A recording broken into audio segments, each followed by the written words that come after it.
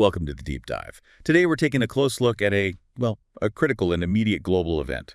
Our mission, as always, is to swiftly pull out the most vital insights, give you a really well-informed perspective on what's happened. Okay, let's unpack this. Our source today is the Associated Press, global news group founded way back in 1846, known for being factual, accurate, unbiased. And this specific AP piece, it really zeroes in on a recent, very significant event. Yeah, and what's fascinating here, I think, is how just one report can capture so many different layers. You've got the human impact, the geopolitical maneuvering, all of it. For you, the listener, our goal is really just to distill all these layers down into something clear, something understandable, so you can bypass all the noise. Exactly. So let's dive right into the details. We're talking about a Russian attack on Kiev, Ukraine. Happened overnight, Thursday, July 31st, 2025. And this wasn't just some distant headline. It had immediate and frankly tragic consequences. The report states 8 people killed. That includes a 6-year-old boy and 82 wounded. Among those injured, 10 children. The youngest, just a 5-month-old baby girl. And if you connect that to the bigger picture, the civilian toll is just incredibly stark. It really seems to fit this pattern of, terrorizing civilians to pressure Kyiv, basically turning residential areas into front lines. A large section of a 9-story apartment building actually collapsed from the strike. The head of Kyiv's city military administration, Tamir Tkachenko, he reported at least 27 different locations across Kyiv were hit.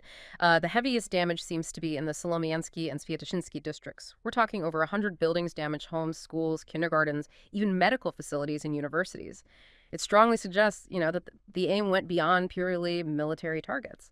Absolutely. And to give you a sense of what that actually felt like on the ground, there's an account from Yana Zabarova. She's a 35-year-old resident, mother of a 5-month-old and a 5-year-old. She described waking up to just thundering explosions. Said it blew off her doors, her windows. Her words were nothing left. It's accounts like that, isn't it? It brings those numbers, that abstract tragedy, into really sharp personal focus. It highlights the kind of everyday terror civilians are facing. So this scale of attack, it raises a big question, doesn't it? What exactly was involved in this assault? And maybe more importantly, how effective were the defenses against it? Right. What kind of firepower are we talking about? The report specifies a really significant barrage. 309 Shahid drones, those are the Iranian-made kamikaze ones, plus decoy drones, and 8 Iskander-K cruise missiles. Okay, so Shaheeds and Iskanders. And the decoys are key there too, right? Designed to sort of overwhelm or confuse the air defenses, makes it harder to hit the real threats. Now, while that scale is huge, the report does say Ukrainian air defenses intercepted and jammed a lot of it. Specifically, 288 strike drones and 3 of the missiles. That shows a pretty decent defensive capability. Decent, yeah, but not perfect. No, exactly. Because 5 missiles and 21 drones did get through. They struck targets not just in Kiev, but also in Dnipro, Poltava, Sumy, Mykolaiv.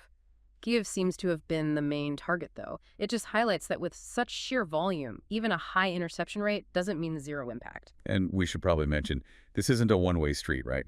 Drone warfare goes both ways. Russia's Ministry of Defense also claimed it shot down 32 Ukrainian drones overnight. They mentioned things like a fire at an industrial site in their Penza region, train stoppages in Volgograd because of wreckage. Yeah, it really underscores how central drone warfare has become for both sides, for offensive strikes, for disrupting logistics, everything. Okay, so shifting gears a bit. We've talked about the immediate impact in Kyiv, which is devastating. But this conflict is also, a battle of narratives. Yeah. An information war. What other claims and counterclaims were floating around, particularly about strategic locations? Well, a major one, beyond Kyiv, was Russia's defense ministry claiming its forces took full control of Chasiv. That's a really strategic city in the eastern Donetsk region. It's seen, nearly 18 months of really intense fighting? But that claim was immediately challenged. Viktor Trehubov, who's a Ukrainian military spokesperson, he told the AP directly that Russia's claim was, quote, untrue and just a fabrication. Said the situation hadn't even changed. Right, and this is where it gets really interesting and maybe a bit confusing for people following along. You have that flat denial. But the AP report also notes that Ukraine's own army general staff on the same day mentions 7 clashes in Chasiv in the last 24 hours. And apparently an attached map showed most of the town under Russian control. So conflicting signals even from the Ukrainian side. Sort of. And then add another layer, Deep State, which is an open-source Ukrainian map a lot of analysts use. It still showed some neighborhoods as gray zones, meaning uncontrolled by either side. So what this really highlights for you, the listener, is that famous fog of war. Information is messy, contested.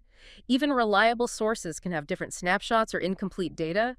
You really have to cross-reference and be aware of potential limitations when trying to figure out what's actually happening. That's a really crucial point. So these military events, the attack on Kiev, the back and forth over Chasiv, unsurprisingly, they provoke strong political reactions. Absolutely. Ukrainian President Zelensky, he responded on Telegram. He framed the Kyiv attack as Russia's answer to our desire for peace with America and Europe, called it new demonstrative killings. And he added, that is why peace without strength is impossible. He urged allies to fulfill defense commitments and push Moscow toward, quote, real negotiations. So reinforcing that idea, strength first, then talk peace. And then on the other side, diplomatically speaking, you had the U.S. Just 2 days before this attack, President Trump had given Putin a new, shorter deadline, August 8th, basically saying, make progress on peace efforts or Washington imposes punitive sanctions tariffs. Right, and the backdrop to that is Western leaders generally accusing Putin of dragging out these peace talks deliberately, trying to grab more territory while talking. Yeah. So you see this intense interplay between the violence on the ground and these high-stakes diplomatic pressures. Okay, so we've really covered a lot of ground here in this deep dive. From the absolutely heartbreaking human costs in Kyiv, the specifics of the weapons, the drones, the missiles, to those conflicting claims about Chasiv, and finally the high-level political chess game playing out. Yeah, and if you zoom out, again, connecting it all, it just underscores how persistent and, well, multifaceted this conflict is. You've got the military reality, the information war, the diplomatic maneuvering, all tangled together, constantly shifting.